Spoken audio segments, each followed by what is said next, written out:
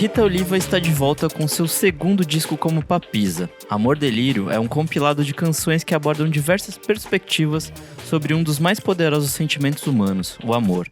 Com a ajuda do músico Felipe Puperi, Tágua Tágua, a musicista se envereda por meandros do pop psicodélico em busca de timbres e sensações novas. Hoje, eu, Nick Silva, tenho o prazer de receber aqui, em mais um Por Trás do Disco, a Papisa para conversar sobre essa obra. Seja muito bem-vinda, Rita. Obrigada, Nick. Que alegria estar aqui.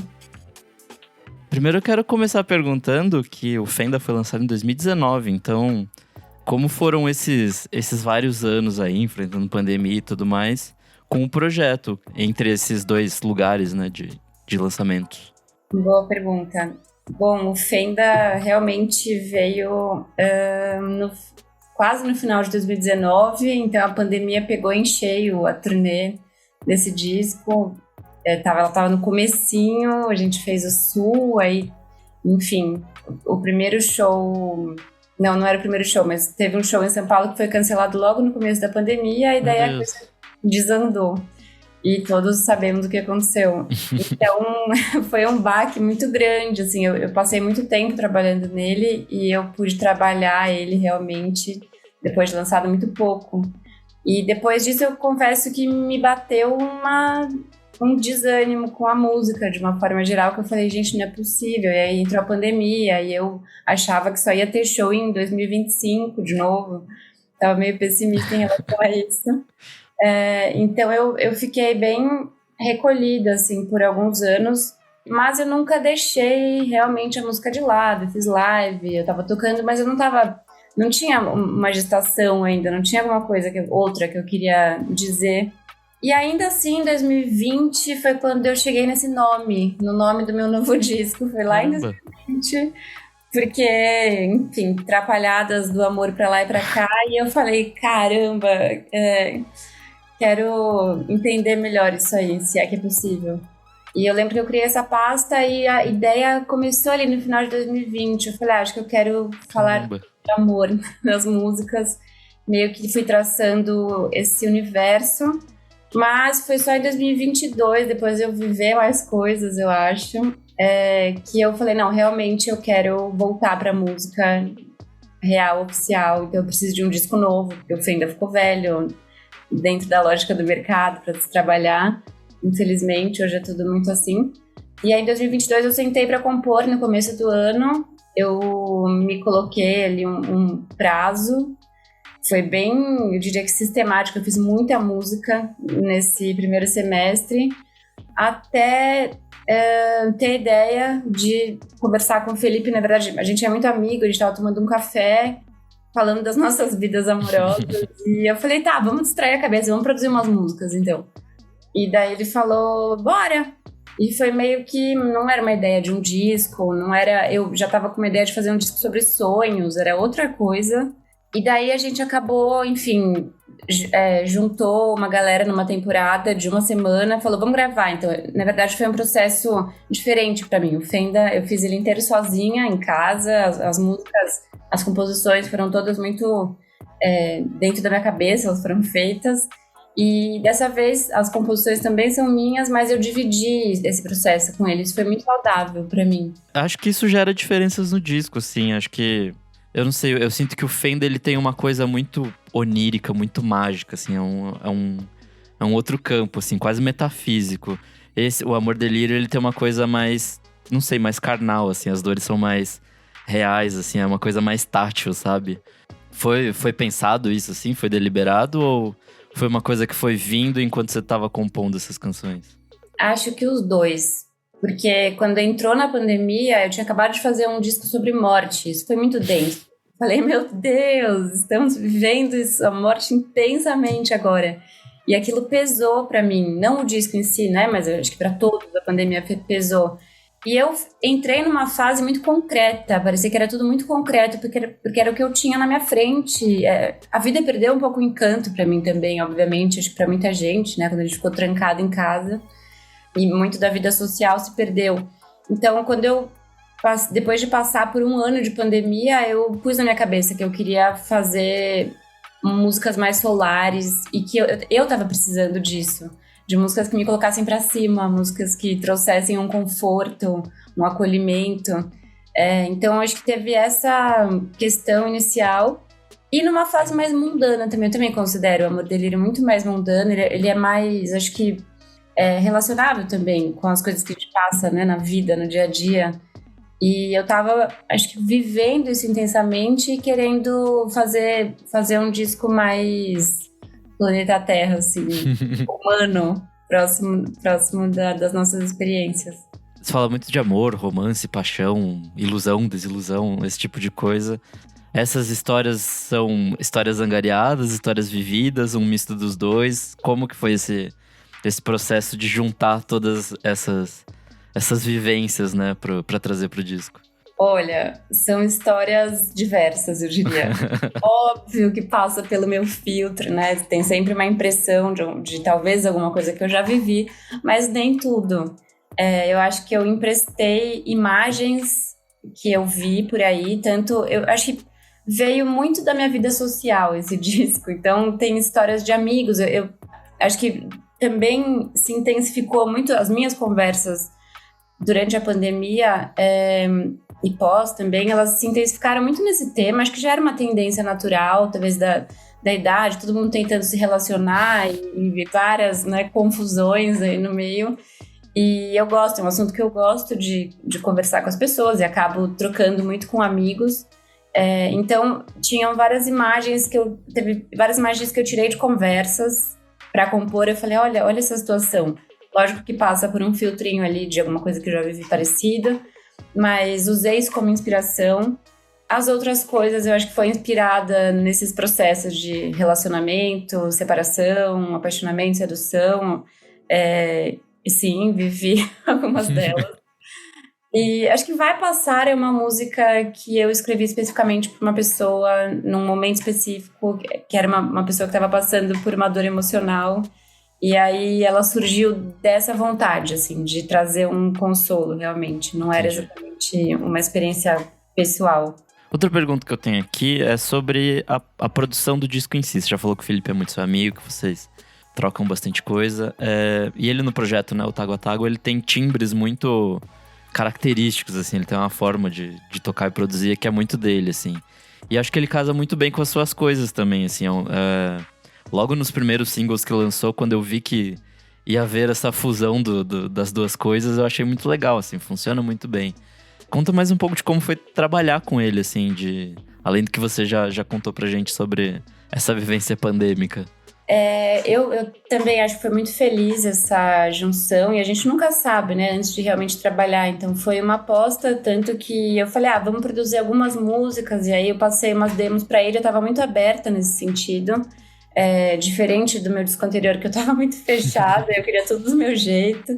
Dessa vez eu realmente chamei ele porque eu adoro o trabalho dele e a gente também tem uma sinergia grande de conversa e tal, então eu falei, bom, o máximo que vai acontecer é a gente produzir algumas músicas e é isso, temos músicas.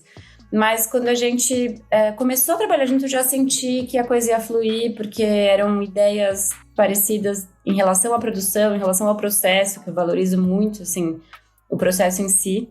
Então, a gente fez uma temporada de 6 dias, 6 ou 7 dias, sendo que era um de montagem, e aí uma música por dia, produzindo e gravando no mesmo dia. A gente montou todos os equipamentos em uma casa, na montanha, e foi muito produtivo, assim, foi muito fluido também.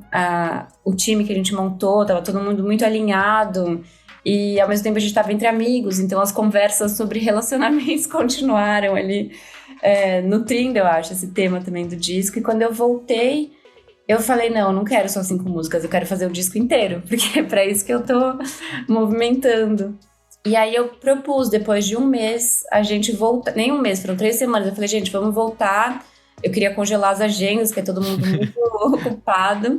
E eu não tinha nem música ainda, tinha umas ideias, mas eu falei, não, eu me proponho, eu chego com as músicas, vamos reunir de novo. E a gente fez uma outra semana e fechou o disco. Que massa. E foi acho que a questão dos timbres, sonoridade, foi uma sorte grande e ao mesmo tempo não tão sorte, né? Porque a gente foi com pessoas, acho que muito chave também. Foi o Jojo e o Léo, que tocam com o Felipe no Tágua. Eu admiro eles como músicos há muito tempo, assim, acompanho. Eles tocam em vários projetos, né? Eu já vi o Jojo, a primeira vez que eu vi o Jojo, acho que foi com a Betina. O Léo toca com a Peles, toca com um monte tá em todo lugar. Em todo lugar. Exato. Então eu admirava já o trabalho deles e tudo, timbre, muito, assim. Então foi um time bem selecionado. E a Ale também, né, que já mixou Fender, sempre trabalhou comigo. Então a gente tinha referências muito próximas e foi muito legal esse processo de começar a criar uma música e daí puxa uma referência, puxa outra. Ah, é isso aí, é dentro desse universo. E aí dentro daquele caldeirão fazer uma coisa nova e respeitando também. Eu tinha feito demos já, eu tinha ideias de arranjo e acho que o Felipe também tem uma escuta muito grande em relação a isso. Ele não é uma pessoa que impõe as ideias. Ele tem a marca dele, eu reconheço, de timbre, e eu vejo e falo, isso é muito Tágua, quando eu uso algumas coisas. E ao mesmo tempo eu tive muito espaço também para sugerir timbragem e para criar nesse sentido. Então foi muito feliz o processo. Que legal. Última pergunta aqui pra gente ir pro Faixa Faixa. Algumas semanas antes do lançamento, né, vocês foram pro South by Southwest fazer alguns showzinhos lá. Vocês chegaram a testar essas músicas novas lá, nesse formato novo? Sim, todas. A gente fez um show novo. Que legal. Como foi? Foi demais. Foi muito legal. A gente foi na formação, inclusive, que a gente gravou, né, porque foi uma turnê conjunta, então eram duas bandas em uma. E o show era o show Amor Delírio. Foi muito interessante. A gente levantou o show, 15 dias antes de ir, só que todo mundo tinha gravado, então era até que simples o processo, era só lembrar o que tinha gravado. Mas naquelas, né? A gente enlouqueceu de tanto ensaiar antes. Mas foi muito interessante, assim, fazer esse show completamente novo, porque eu acho que pra mim é uma fase nova e eu quero tocar isso agora. Eu quero essa versão mais expansiva da Papisa e esse novo momento. Não faria tanto sentido tocar as músicas antigas, e aí eu falei, vamos tocar esse disco novo.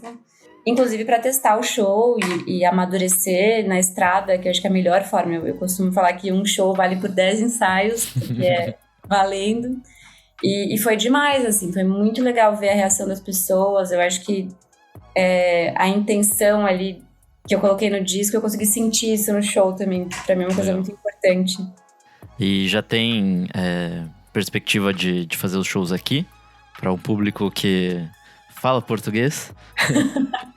Sim, não vejo a hora. A partir de junho a gente começa a tocar aqui. Vai ter um tempinho aí pra preparar e também um tempo para as pessoas ouvirem o disco e sentirem as músicas. Pô, legal demais. Vamos pro Faixa Faixa, então. O disco começa com a primeira, Dores no Varal.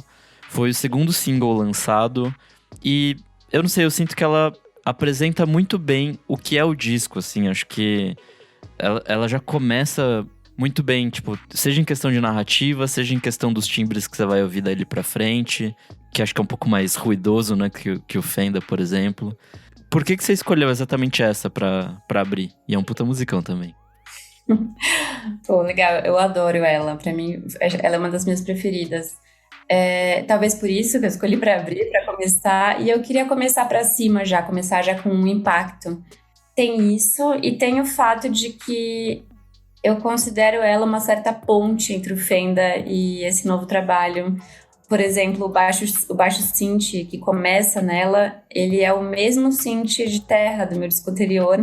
E aí eu achei que tinha um pouco essa ligação. Não foi, obviamente, só por isso, né? Mas foi quando eu acabei optando por deixar em primeiro, eu falei, olha, até que é uma ligação interessante. E também tem a narrativa do disco, eu adoro pensar nisso, no disco como uma história, e eu acho que Dores no Varal fala justamente de um momento de apaixonamento que é um amor de verão, que começa ali meio explosivo, a música traduz isso, e eu acho que isso contribui também para essa narrativa do disco até o final. Pô, massa demais. Daí a gente vai para o segunda faixa, que é a Melhor Assim, foi lançado como primeiro single.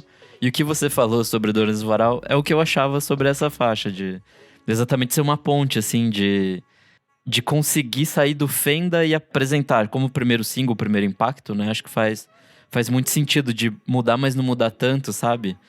Que eu acho que o Dores do Varal já é uma coisa bem diferente, assim, apesar do synth e tudo mais. Conta um pouco mais pra gente sobre essa música e quando ela, mais ou menos, ela surgiu e por que a decisão de lançar como primeiro single. É muito legal ouvir a sua impressão, porque sempre sai um pouco, né, de dentro da minha cabeça do que eu acho. Mas Melhor Assim, ela foi uma música... acho que a primeira música que a gente gravou. E acho que isso foi simbólico também. A primeira que foi produzida e gravada foi a primeira música que eu mostrei pro Felipe. Ele falou, essa aqui é legal. E eu confesso que dentro das minhas escolhidas, não seria ela a primeira ali para produzir, porque ela surgiu de um jeito engraçado para mim, o processo de composição. Eu fazia alguns exercícios de compor, assim, para ir soltando isso, e ela foi uma música muito espontânea. Eu falei, eu vou vomitar alguma coisa aqui. E ela saiu. E eu considero ela uma música bem pop, assim. Eu gosto disso nela, dela ser mais pop, mais simples em termos de estrutura. Mas quando eu mostrei as músicas, eu tinha outras, que era mais uma brisa maluca, assim. E aí o Felipe pincelou ela, falou, não, acho que essa aqui é bem legal. E eu mandei para um outro amigo, que é o Gobi. Ele é músico também, produtor. Eu mandei, acho que umas 3 músicas e ele falou dessa também. E acho que isso representa também esse momento que eu falei, eu quero pensar junto, né? Não quero fazer só o que eu quero nesse disco, eu quero ouvir a opinião das pessoas. Daí isso foi um indicativo pra mim. Acho que essa música é legal, ela deve ter alguma coisa. E acho que no sentido de disco mais terreno, como você disse, né? Que é o que você pretendia, acho que faz sentido também. Ela é bem mais... É uma música pra mim muito tátil, assim. Ela é muito... Dá pra pegar, sabe? Sim, eu consigo entender isso. Ela é muito... Acho que tem uma coisa muito cotidiana nela também, né? Na letra. E na própria produção. Então, acho que pra mim foi um... É até bom te ouvir falar agora, eu acho essa uma boa ponte entre o Fenda, porque eu tava com um friozinho na barriga quando eu fui lançar ela. Eu falei, gente, tô saindo de um território do chão e cheguei cor-de-rosa, pop, com Melhor Assim. E foi divertido, eu gosto disso também. Eu gosto de arriscar e me lançar num outro território. Mas eu acho que, no fim, foi uma escolha interessante, assim, começar com ela. Boa. A gente chega na terceira, Corte. Além da letra, que eu acho incrível dessa faixa, ela me trouxe uma coisa meio Kevin Parker, assim, na produção. Uma coisa desse pop psicodélico bem anos 60, assim. E também me trouxe uma coisa meio Melody's Echo Chamber, que o primeiro disco foi produzido pelo Kevin Parker, né? Nessa faixa eu destaco muito o trabalho da guitarra e do baixo, são muito legais, assim, eles combinam muito bem, eles fluem muito bem. Fala um pouquinho mais pra gente dessa faixa. Eu amo essa faixa. Que bom ouvir essa impressão que você trouxe também. Eu gosto muito desse baixo. Ele é um baixo ligado num drive, no hatch, que é um pedal, né? O Jojo criou ali e ele é super melódico. Eu acho que isso remete muito, né? Essa época que você tá falando, dos anos 60 e dessa psicodelia. Ao mesmo tempo, consigo entender a referência da vocal, é um vocal um pouco mais aspirado. O que dizer sobre essa faixa? Ela eu também gosto muito, eu acho que ela é uma das faixas fortes também, que é meio um soco, assim, no disco. E, ao mesmo tempo, ela acho que tem várias outras referências que a gente trouxe de synth, assim, ela foi tomando um corpo na produção que eu não imaginava para ela se transformou bastante. Eu tinha uma dentro da minha demo, era uma coisa bem diferente do que ela virou, mas acho que sim, guitarras proeminentes, o baixo para mim é uma obra, assim, o que o Jojo fez ali. E ela acho que também tem pra mim, ela carrega um pouco de ironia, ela é um pouco mais ácida, assim. Sim, ela de fato é uma porrada, né? Ela vem ali pra cutucar um pouco. Exato. Ela é um cutucão mesmo. pros atentos. Vamos pra quarta faixa, apesar... Puta, eu adorei a letra dessa faixa também. Ela também vai bastante pra esse lado do pop psicodélico. Mas ela tem uma dos versos que eu mais gostei nesse disco, que é: falo que não quero, vou pra outro lugar, conto uma história, volto atrás. Tem essa coisa do ir e não ir, do voltar e de mirar em alguma coisa, mas tá perdido também. É toda uma gama de sentimentos ali que eu senti ouvindo essa música, eu gostei bastante. Fala um pouquinho mais sobre ela. Ai, ela não tem esse nome à toa, né? Porque acho que é justamente, ela traduz exatamente essa vacilação, né? De, eu vou, não vou, e acho que eu quero, acho que não quero. Para mim isso é uma coisa muito comum. Quando eu me relaciono, isso acho que fala muito das minhas viagens internas, assim. Eu gosto de pensar, quando eu começo a me relacionar com alguém, eu começo e termino com essa pessoa na minha cabeça, acho que umas 10 vezes, assim, ela nem sabe. E acho que tem um pouco a ver com isso. E também com uma visão um pouco idealizada de um romance que foi, e daí você fala, putz, não, na verdade era aquilo que eu queria, eu acho, peraí. É o grande overthinking da situação, né, de ficar pensando naquilo sem parar e talvez, eu não sei se você chega em algum lugar quando você tá sozinho na sua cabeça, no final a relação entre as duas pessoas, né? Exato, chega em lugar nenhum, chega só na insônia. E no fim você resolve, normalmente, todas aquelas horas de pensamento a gente resolve em 5 minutos de presença, né, com outra pessoa. Você fala, nossa, gente, pirei, não era nada daquilo. Briguei internamente. Mas eu acho que ela tem uma nostalgia também, né, de falar, putz, aquilo era legal, na verdade. Pode ser que seja uma boa ideia insistir nessa situação. Ela traz, acho que essa coisa meio dúbia, né? Será que acabou? Será que não acabou? Mas acho que eu quero. A melancolia pelo futuro, talvez, assim, né? Tipo, ou, sei lá, talvez o contrário disso. Eu gostei, melancolia pelo futuro, que é uma nostalgia inversa, né? Sim. A gente chega na quinta faixa, Amor Delírio. Essa, eu acho que essa é a minha preferida do disco. Ela me parece ser uma âncora, assim, do disco. Ela meio que fala tudo, assim, sobre o álbum. Em questão de timbre, de maluquice instrumental, em questão de letra. E fora isso, tem a parceria com a Luísa Lian, que ficou lindíssima, vocês duas juntas. Eu quero perguntar Quero perguntar duas coisas, na verdade. Que é, como foi ter essa parceria com a Luísa, como vocês chegaram a esse trabalho juntas. E falar um pouquinho também sobre o clipe, que é lindíssimo. É demais. Eu também acho que Amor Delírio é uma âncora, é mesmo legal essa palavra, âncora. Porque ela tá no centro do disco, né? E ela traduz muito, eu acho, todo esse amor delírio que fica pairando ali nas outras músicas. E só mais uma pergunta antes de você começar. Você falou desde o começo que o título do álbum veio lá atrás. Essa música, ela surgiu já lá atrás ou não? Ela surgiu depois? E aí você resolveu nomeá-la assim? Foi depois, e foi muito interessante como ela virou Amor Delírio e depois tudo fez sentido. Eu acho que o processo criativo, ele é mágico em alguns sentidos. Você pode até colocar uma intenção lá atrás, mas de repente as coisas brotam, né? Pra mim é um pouco assim, brotam depois de muito trabalho, não é de um jeito mágico, é muito mundano, mas tem a magia ali no meio. Eu confesso que eu não lembro exatamente da onde ela surgiu. Acho que eu compus ela já na primeira leva que a gente produziu, mas eu acho que foi próximo da gente gravar. Eu não fiquei matutando muito ela, então não foi de lá de trás. Ela surgiu bem ali no momento, ela foi bem fresca na hora de gravar. E ela não se chamava Amor Delírio, eu lembro exatamente do momento em que eu coloquei essa expressão, e foi lá na montanha. A gente estava durante a gravação, porque eu estava escrevendo algumas letras conforme a gente produzia, eu tinha a estrutura mais ou menos, mas várias letras mudaram, eu sempre fico refinando depois. Inclusive tem algumas frases do Felipe em 2 músicas, que ele assina com a autoria. Não nessa, né? Eu lembro nessa, o Amor Delírio pintou ali. Eu falei, nossa, eu tô falando do Amor Delírio, é isso aqui.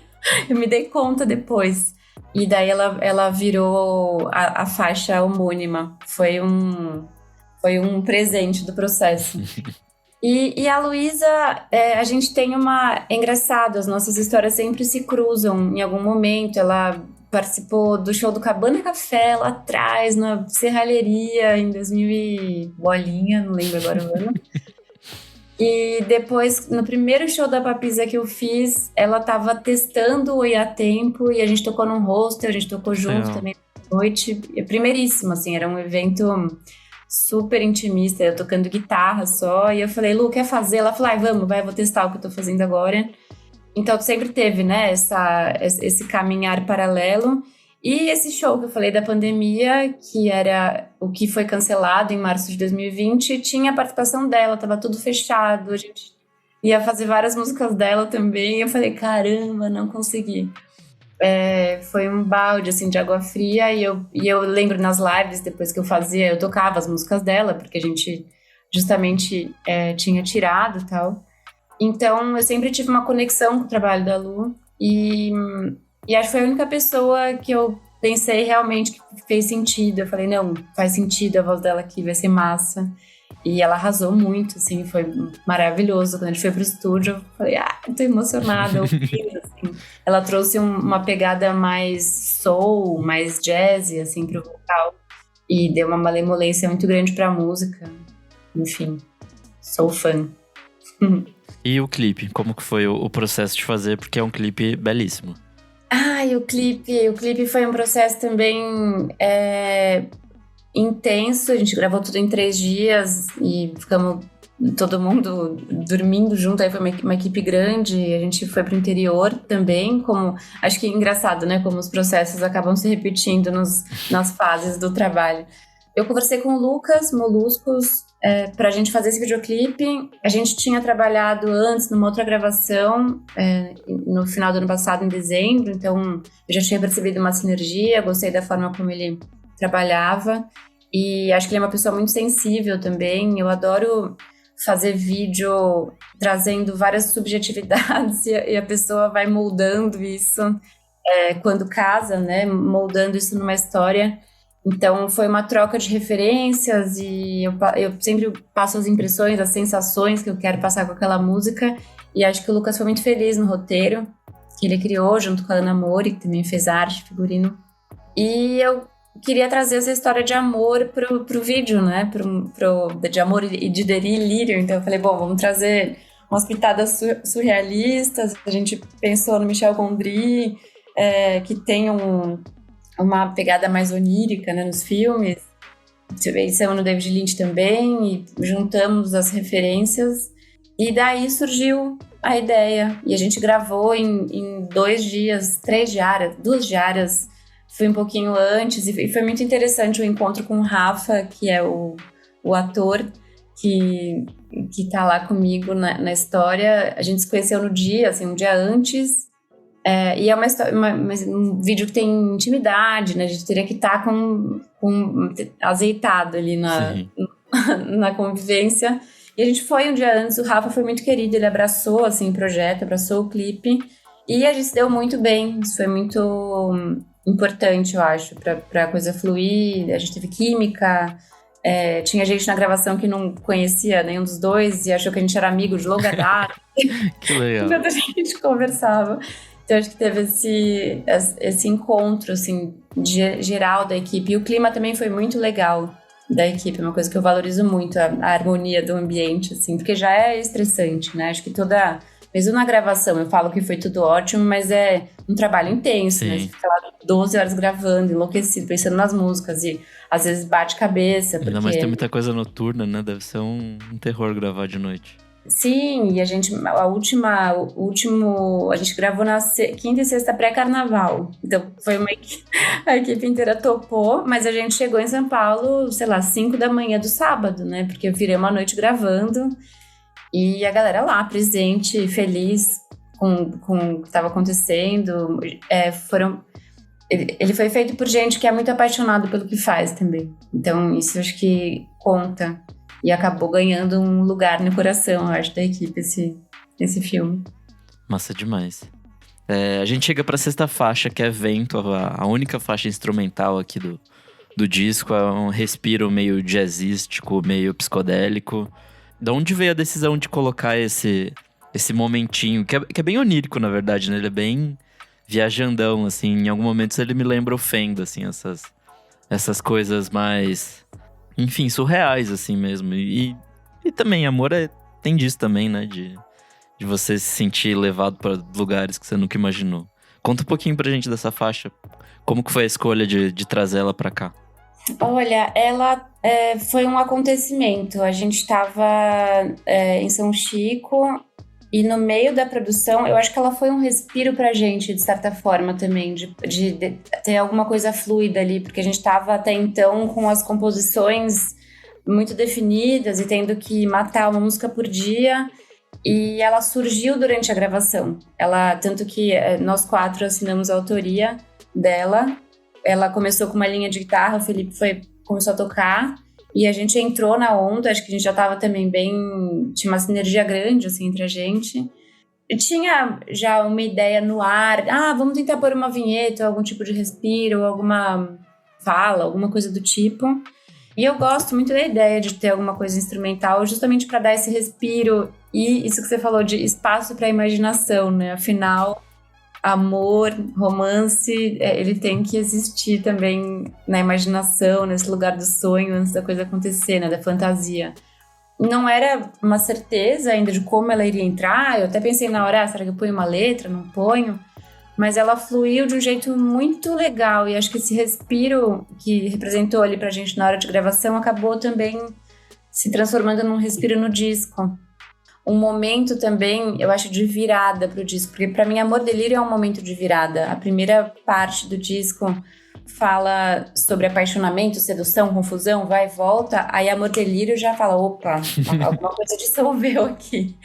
Ela, acho que traz muito pro chão.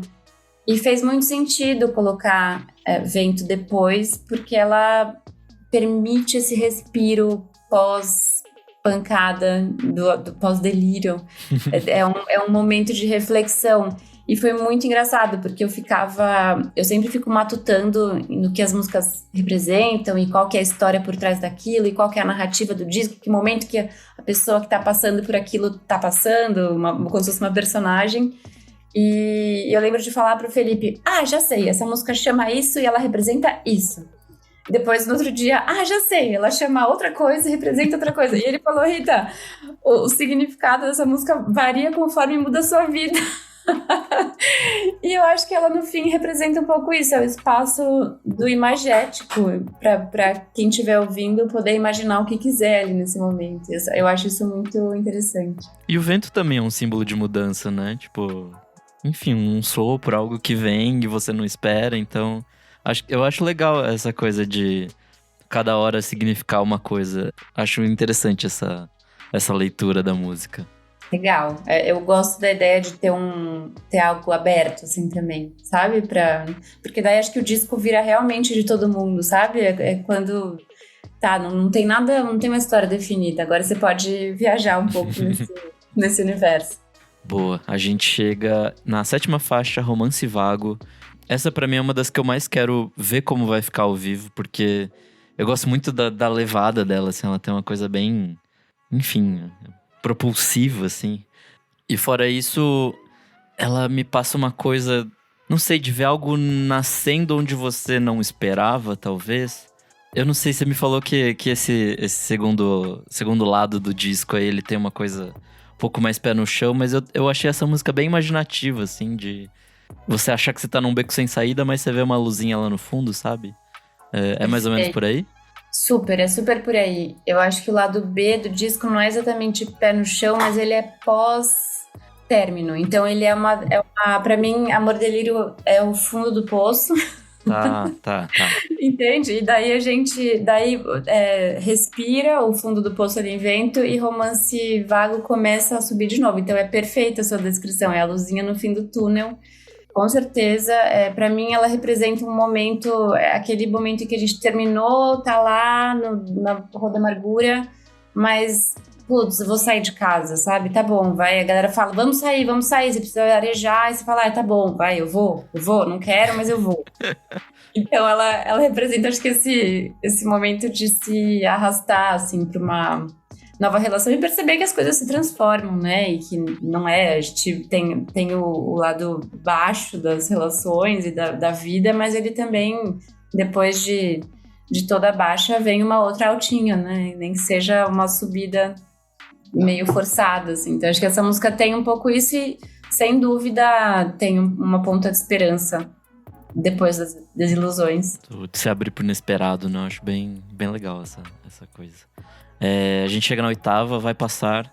Você já falou que é uma música de suporte, né? De uma ajuda pra alguém, estender a mão pra alguém. Mas quando eu não sabia disso, eu tinha pensado ainda alguma coisa sobre, tipo, de não saber se aquilo era um ponto final ou não, assim, de estar vivendo, sei lá, de essa incerteza, essa insegurança. Mas ao mesmo tempo, ter o copo ali um tiquinho mais cheio, sabe? Enfim, conta um pouquinho mais pra gente dessa faixa. Eu acho que isso que você falou, o refrão dela, pra mim, traduz muito isso, que é uma pergunta, né? O que acontece agora em inglês? What happens now? E eu acho que ela nasceu de uma vontade de trazer um consolo, mas acho que talvez por conta dessa vontade ela tem um lado muito solar. Eu sinto uma coisa muito solar e nostálgica até nela. Então, eu acho que sim, ela foi feita a princípio muito especificamente para falar, pô, as coisas passam, sabe? Relaxa, isso vai acontecer outras coisas e ao mesmo tempo um pouco ela vem, acho que, da aceitação às vezes desse estado. E a partir dessa aceitação, da gente aceitar justamente o desconhecido e o mistério e falar, bom, e se abrir para isso, né? Eu acho que abraçar o vazio, às vezes é dolorido, mas é também muito interessante porque ele pode trazer muita coisa e surpresas que a gente não imaginava. Muito bom. A gente chega na nona e última faixa. Fronteira fecha o disco de uma forma, acho que bastante melancólica ali. Essa é a segunda faixa que tem a participação do Felipe escrevendo também, né? Te ajudando ali nas frases. Além dessa, Vai Passar também, anterior, né? Tem essa ajuda do Felipe.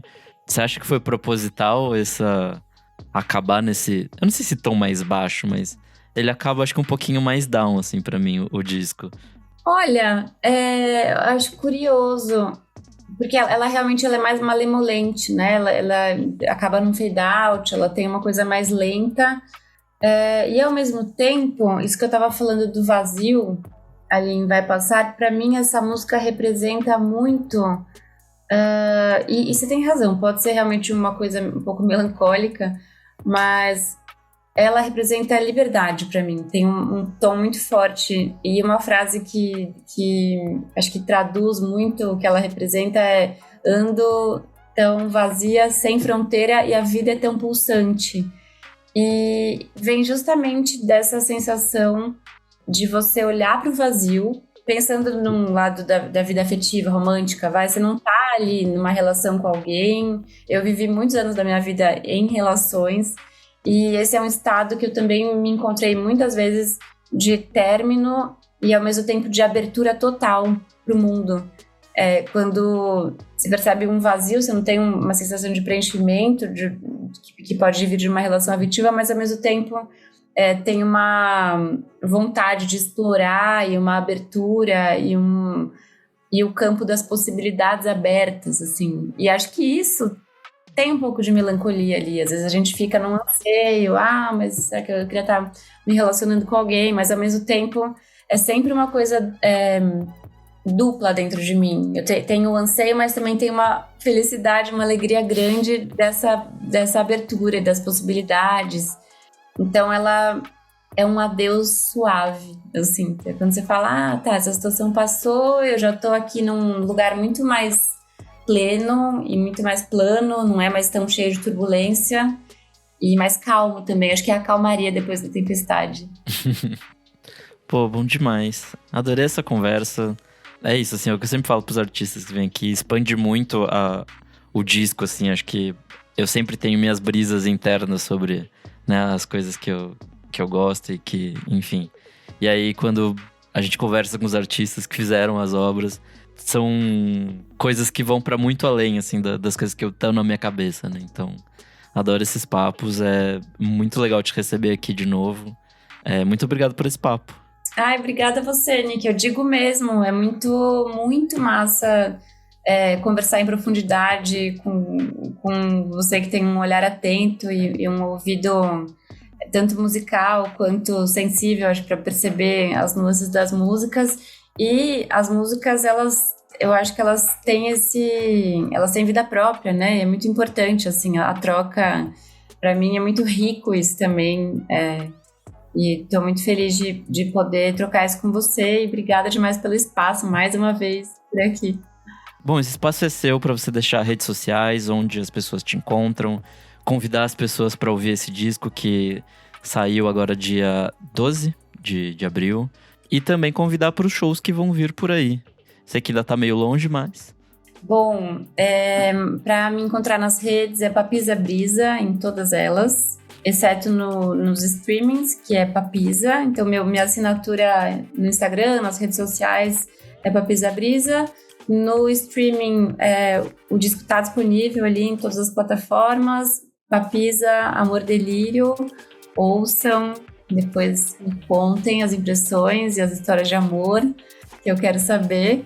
O clipe tá no YouTube, tem mais coisa pela frente e a gente vai passar por algumas cidades com esse disco. Ainda estamos definindo, mas em breve isso será compartilhado também. O show em São Paulo tá previsto para agosto, então tem um tempinho até lá para todo mundo ouvir o disco. E no meu Instagram tem também um link para se inscrever no meu mailing, que é um canal de comunicação direto, livre de algoritmos, que eu sempre mando as novidades, mando tudo em primeira mão e também para as pessoas não perderem as informações mais importantes. Então fica esse convite para se inscrever no mailing, na newsletter.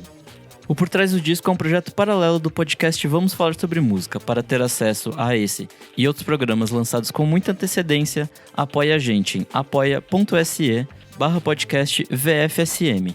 E tem acesso também ao nosso grupo fechado para os assinantes. Eu sou @Nick_Silva e até a próxima!